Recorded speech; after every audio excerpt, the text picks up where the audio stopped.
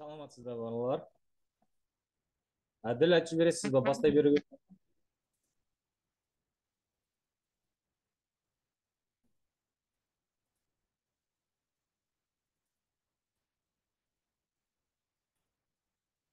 Саламатсыздар ма балалар? Бүгінгі тақырыбымыз біздің сабақты өткізетін мен Шығыс Қазақстан облысы төтенше жағдайлар министрлігі төтенше жағдайлар департаментінің аға офицері майор Байжуминов Алмас Ағламбекұлы. Бүгінгі өткізетін тақырыбымыз ол дүниежүзілік азаматтық қорғаныс күні тақырыбында біз сабақ өткіземіз. Сабақтың мақсаты ол біздің өсіп келе жатқан балалардың қауіпсіздікке көңілін аудару, өз өзінің әртүрлі төтенше жағдай кезінде өз өзін қалай ұстау,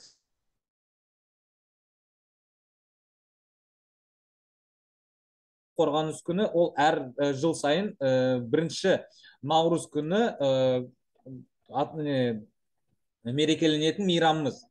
Бірінші наурыз күні сіздер біздің төтенше жағдайлар департаментінің өрт сөндіру бөлімдеріне барып, біздің техникамызды, біздің жұмысымызды тамашалай аласыздар. Так, кешіріңіз, біраз видеом нашар болып тұр. Қазір мен сізге азаматтық қорғаныс күні бойынша біраз слайд көрсетейін. Слайд көрсету арқылы мен сізге азаматтық қорғаныс күні туралы айта кетемін.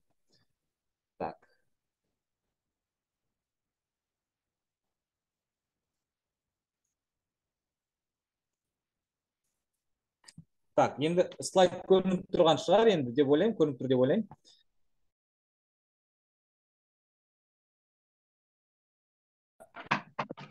Бірінші наурыз дүниежүзілік азаматтық қорғаныс күні. Ол жыл сайын осы күн, бірінші наурыз күні біз Қазақстан Республикасында азаматтық қорғаныс өз өзін қалай қорғау екенінің бәрін осы қарастырып өтеміз. Бірінші Қазақстан қазіргі кезде бірінші наурыз азаматтық қорғаныс күні болып, ол гражданская оборона деген азаматтық қорғаныс, ол бүкіл әлемдік қорғау нысанына жатады. Енді осы күн бірінші наурыз деп 4-ші қазаннан бастап 1932 жылдан бастап аталып жатыр. Қазір бірінші наурыз.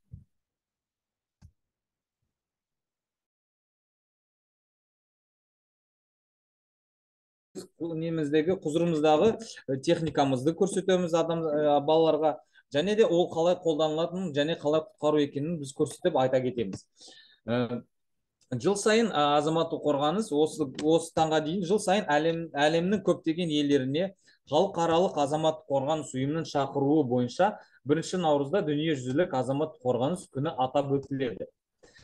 Мереке табиғи және техногендік сипаттағы төтенше жағдайлардың алдын алу ісіндегі елдердің күш жігерін үйлестіруге, халықты азаматтық қорғаныс қызметтерін ықтимал экстремалды жағдайларға дайындауға бағытталған және белгілі бір ұранмен өтетінін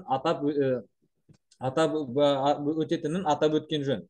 Ағымдағы жылы мерекелі ұлттық экономика сақтау үшін күшті азаматтық қорғаныс ұранымен өтуде. Бүгінгі таңда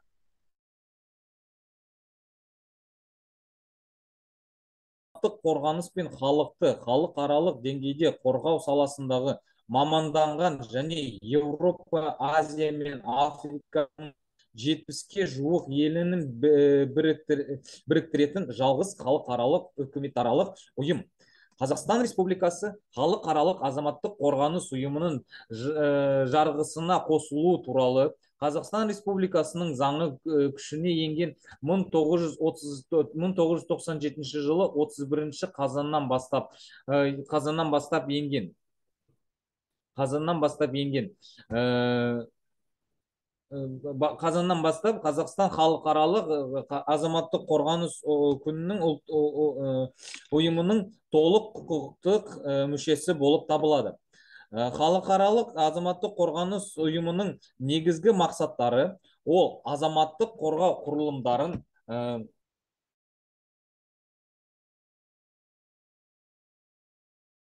қорғау құрылымдарын құруға және күшейтуге жәрдемдесу, техникалық және консультациялық көмек көрсету, азаматтық қорғау қызметтері үшін оқу бағдарламаның әзірлеу, мүше мемлекеттер арасында озық тәжірибе алмасуды қамтамасыз ету. Бұдан басқа, халықаралық азаматтық қорғаныс ұйымының апат болған жағдайда халықаралық өзара іс-қимылдарының тиімділігін арттыру үшін төтенше жағдайдағы іс-қимылдарды басқару тәжірибесін мүше мемлекеттердің ұлттық азаматтық қорғау қызметтерін халықаралық деңгейде біріктіру және ұсыну, азаматтық халықты қорғауға және оған көмек көрсетуге қатысты бөлігінде халықаралық гуманитарлық құқықты туралы тарату жөніндегі жұмыстарды жүргізу. Жай сөзбен айта кетсек,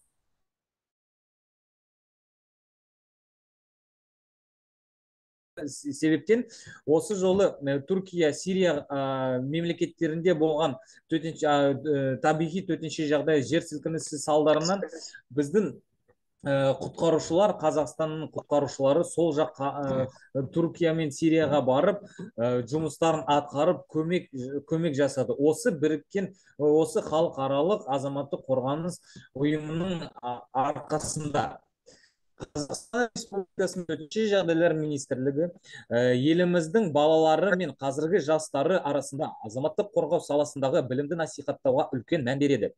Республика бойынша барлық жерде тактикалық арнайы жаттығулар, байқаулар өткізіледі. Және де ашық күндер жарияланады. Өрт сөндіру бөлімдерінде ашық күндер жарияланады. Және 1 наурыз күні сіздер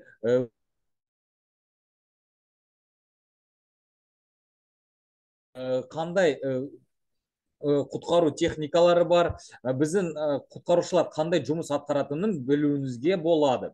Сол себептен 1 наурыз күнін кешіктірмей, 1 наурыз күні сіз өрт сөндіру бөлімдеріне бара аласыздар. Республика бойынша барлық жерде, еліміздің барлық өңірлерінде, мектептерде және балабақшаларда тақырыптық сынып сағаттары, ашық сабақтар мен дәрістер өткізіледі. Төтенше жағдайлар департаментінің жеке құрамы үгіт материалдарын ақпараттық оқыту және профилакториялық сипаттағы тұрғын үй секторын аралап шықты. Дүниежүзілік азаматтық қорғаныс күнін мерекелеу бойынша барлық іс-шаралар төтенше жағдайлар кезінде іс-қимылдар бойынша халықтың хабардарлығын арттыруға бағытталған. Өткізілген іс-шаралар нәтижесінде қатысушылар теориялық білім мен өзін-өзі қорғаудың практикалық дағдыларын алды. Әртүрлі қауіпті жағдайлар туындаған кезде өзіңізді қалай құтқаруды және басқаларды қалай құтқаруды үйренеді. Жалпы Қазақстан Республикасы мен халықаралық азаматтық қорғаныс ұйымының ынтымақтастығы 21 жерлеріне әзірлікті жетілдіру және ден қою саласындағы халықаралық кооперацияны күшейте отырып, гуманитарлық ден қоюдың халықаралық тетіктері мен халықты қорғау жүйелерінің қалыптасуына, сондай-ақ орнықты даму саласындағы жаһандық күн тәртібін іске асыруға ықпал етеді.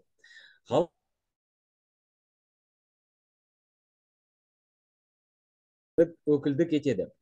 Осындай өзара іс-қимылдың нәтижесі халықты және аумақтарды төтенше жағдайлардан қорғау саласында жаңа әдістер мен технологияларды енгізу төтенше қызметтердің бейінді мамандарын халықты даярлаудың әдістемелері мен стандарттарын жетілдіру болып табылады. Зілзалалар мен апаттардың алдын алу және оларды жою саласында озық тәжірибемен алмасу және халықаралық кооперацияны нығайту жүзеге асырылады. Өзара тиімді ынтымақтастықты ұйымдастыру және қолдау жөніндегі жұмыс жалғасатын болады. Осы тақырыпқа байланысты тағы да мен бір айта кететін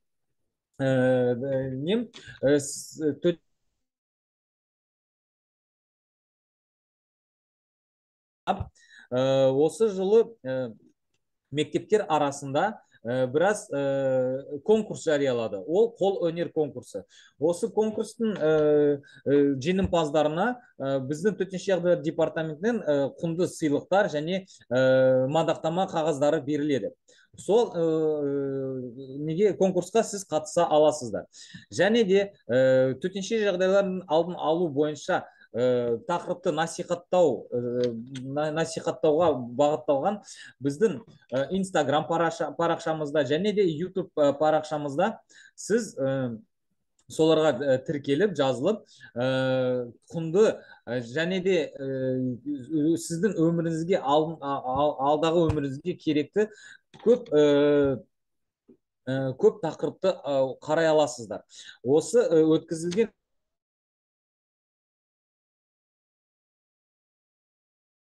азаматтық қорғаныстың маңыздылығына әлемнің назарын аудару және апаттық авариялық жағдайда өздерін қорғау үшін халықтың дайындығын арттыру болып табылады. Ол осы біздің атқарылып жатқан жұмысымыздың негізі, ол сіздің дайындықтарыңызды арттыру. Төтенше жағдайлардың алдын алу кезінде өз-өзіңізді қалай ұстау керек екенін, сол мақсатта біз осы азаматтық қорғаныс күніне арналған шараларымызды өткізіп жатырмыз.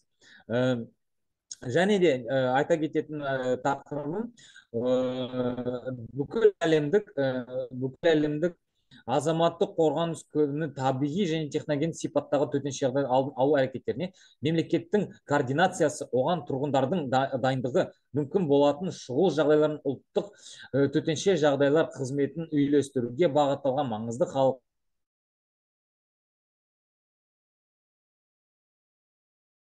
жаңағыда айтылған біздің Instagram парақшамызға жазылып, 1 наурыз күні тағы да ескерте кететінім, бүкіл Шығыс Қазақстан облысындағы бүкіл мектептерде, колледждарда, техникумдарда сейсмик жаттығу өткізілетінін хабарлаймын. Ол бірінші күндізгі уақыт таңертеңнен бастап оқитын балаларға 8:50-де басталады. Және де түстен кейін оқитын балаларға 14:25-те басталатыны туралы сізге хабарлап өткенім жөн. Сол себепті 1 наурыз күні сіз сол сейсма жаттығуға дайын болыңыз. Сейсма жатқызу өткізілген кезде айта кететін бір нем бар. Ең алғашқы жер сілкінісі басталған кезде сіз ешқайда қашпаңыздар. Ең бірінші сіздің жерге орналасу. Содан кейін жер сілкінісін аяқталғаннан кейін сол кезде ғана сіз далаға шығуыңыз жөн. Келесі, егерде сіз екінші этаждан және екінші этаждан жоғары болсаңыз, міндетті түрде жер сілкінісін басылған бірлеріңізді итермей, лестницамен астыға баспалдақпен астыға түсіңіз. Лифтпен қолдануға тыйым салынады. Соған үлкен мән беруіңіз жөн. Лифтпен түсуге болмайды. Неге десеңіз, төтенше жағдай болған аумақта электр энергиясы өшірілуі мүмкін. Және де сіз сол лифттің ішінде қалып қалуыңыз болады. Сол себепті жер сілкінісі басталған кезде міндетті түрде атқару жөн. Және де ең бастысы, сіз өзіңіздің класс жетекшілеріңізді тыңдаңыздар. Олар сізді қауіпсіз орынға жинап, өздеріңіздің директорларыңызға доклад береді, есеп береді. Біздің балалар толығымен шықты, далада орналасқан, қауіпсіз жерде орналасқан деп. Содан кейін сіздің директорларыңыз ол біздің департамент, Шығыс Қазақстан облысы төтенше жағдайлар департаментқа хабар беріп, есеп береді. Біздің балаларымыз бәрін аман есен далаға шықты, қауіп жоқ. Және де сіз 104 FM-нен, Қазақ радиосы 104 FM-нен қалған ақпаратты тыңдауыңызға болады. Сол ақпаратта сол хабарда қандай ақпарат өтетінін мына жерде экраныңызда жазылған. Баршаңыздың ауздарыңызға деген жағдайлар департаментінен хабарлап тұр. Өскемен қаласының тұрғындарына аммиак тәрізді химиялық улы заттың әсерінен қауіп бар. Сол себептен сіздің келесі іс қимылдарыңыз ол немене болады? Ол газ қағарларды кию немесе вата мен марледен жасалған дәкеден жасалған повязканы киіп, қолдарыңызға құжаттарыңызды алып, қауіпсіз жерге шығуыңыз керек. Қауіпсіз жер туралы ол тағы да осы 104 FM несінен сізге айтылып, қауіпсіз жер сізге белгіленеді. Сол себепті 104 FM радиосын тыңдап, бүкіл хабарды ала отырыңыз. Мына жерде бізде экранымызда қалай жасалатыны көрсетілген. Және де ватно-марлевый повязка деген болмаса, сіз өзіңіздің қол астына аласыздар. Себебі ол сіздің дем алу мүшелеріңізге осы аммиактың әсерін жеткізбейді де, сіз таза ауамен дем аласыздар. Сол себепті осы хабарды білу керек. Төтенше жағдайлар жарияланған кезде Өскемен қаласы бойынша баршаңыздың назарыңызға деген белгі болады. Сол белгіні ести сала, сіздің келесі іс-әрекетіңіз ол теледидарды қосу, радионы қосу немесе біздің жоғарыда айтылған Instagram немесе YouTube парақшамызды ашып, сол жерден керекті ақпарат алуыңызға болады. Және де Шығыс Қазақстан облысы бойынша осындай қызметкерлер бар. Өрт сөндіру бөлімі 101 телефонына хабарласа аласыз, полицияға 102 номері бойынша хабарласа аласыз, медициналық жедел жәрдем 103 телефонына хабарласа аласыз, және құтқару қызметі 112 телефонына хабарласа аласыздар. Сол себепті біз әрбір баламызды осы қауіпсіздік ережелеріне оқытуымыз жөн деп санаймын. Және де сіздерден осы бүкіл үйретіп жатқан сабағымызды бәрін үлгіге алып, біздің қызметкерлердің жұмысын үлгіге алып, төтенше жағдайға ұрынған кезде 112 номерлеріне хабарласуыңыз керек. Сол себепті осы біздің осындай біраз лекциямызға құлақ салып тыңдағаныңызға көп рахмет. Осымен сабағым аяқталды. Сұрақтарыңыз болса қойыңыздар. Сұрақтарыңыз болса, бізде 10 минут уақытымыз бар. Сұрақтарыңыз болса қойыңыздар, балалар.